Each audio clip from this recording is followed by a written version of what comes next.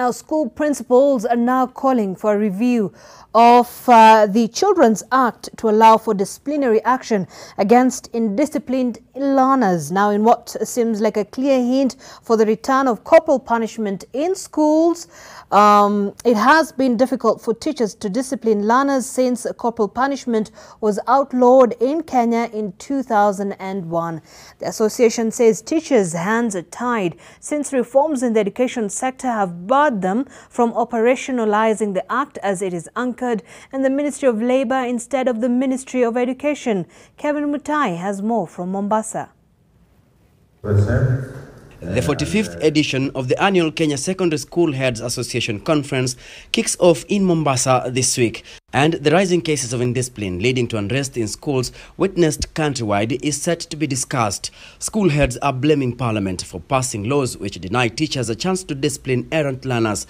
They now want a review of some of the reforms and policies so as to restore sanity in schools. Policy of management of discipline has to be rechecked. It is laborious, it is difficult for any schools or any board of management to take disciplinary measures. Issues to do with the Children's Act.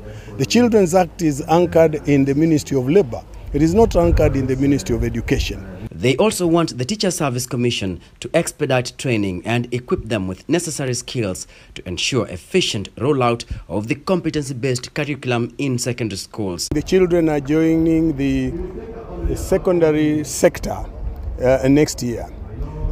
Here we would like to hear from the KICD, are the curriculum designs ready?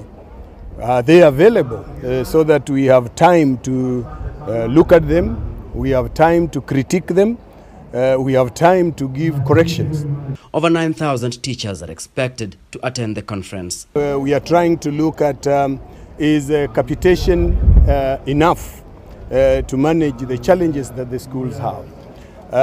Can we bring in other critical stakeholders to support in the funding of education, improvement of infrastructure? The conference will provide an opportune time for school heads to criticize the reforms and policies in the country's education system with the aim of transforming the sector towards meeting the demand brought about by the new era. Kevin Mutai, NTV in Mombasa.